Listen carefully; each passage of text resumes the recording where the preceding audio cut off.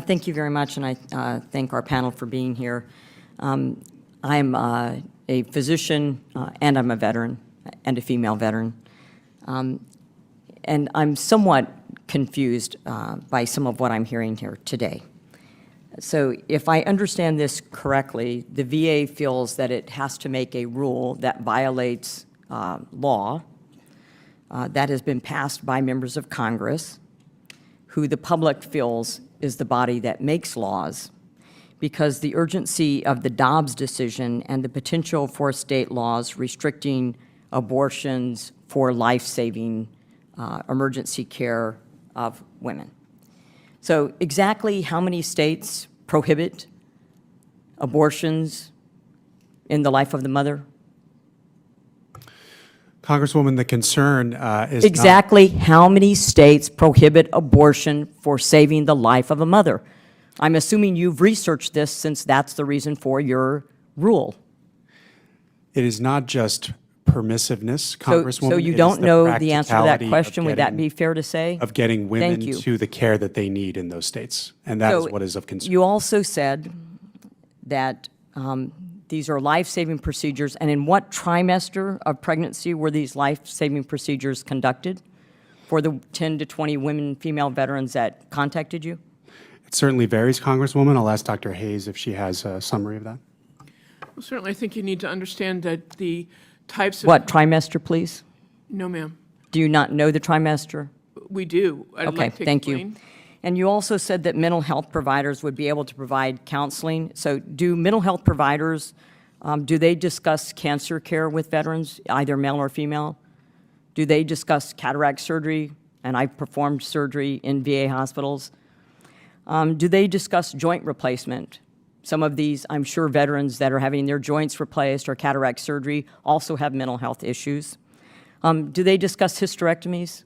Do they discuss cancer treatment, mastectomy, chemotherapy, and radiation therapy for breast cancer patients? Are they involved in counseling of these patients? Congresswoman, the multidisciplinary care model that Dr. Hayes and the Office of Women's Health have implemented across the spectrum for women's health care does include mental health providers. So you have mental health providers in your continuum of care. Mental health providers are giving counseling for all of these issues?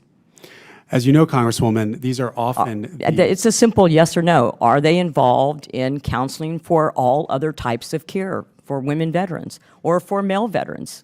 They're certainly involved, Congresswoman, with sensitive discussions on the gravity of So these only decisions. sensitive discussions. You also said that you've had an approach of 10 to 20 female veterans who needed life-saving abortions. And so I'm expecting that you think that this would be limited, the numbers of abortions that would be performed. We project, Congresswoman, that about 1,000 women veterans a year would receive this service. You know, there's you know, medical research and medical literature that the more procedures one physician does, the better quality of care they deliver. So do you think that if 10 to 20 or 1,000 procedures are performed in a year in the entire United States, in the entire VA system, that they will have the level of expertise that they need to provide women quality of care? Because if I were that woman veteran, I would ask the same thing that people ask me of cataract surgery, which is how many have I done?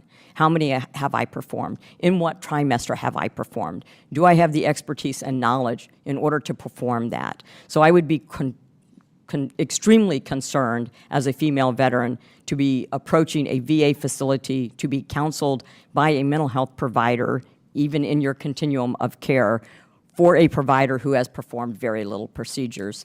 My personal viewpoint is that there are exceptions for rape, incest, and the life of the mother, but I think for the VA to go on a rulemaking tact against the wishes of Congress and the public is unconscionable. Thank you. I yield back my time.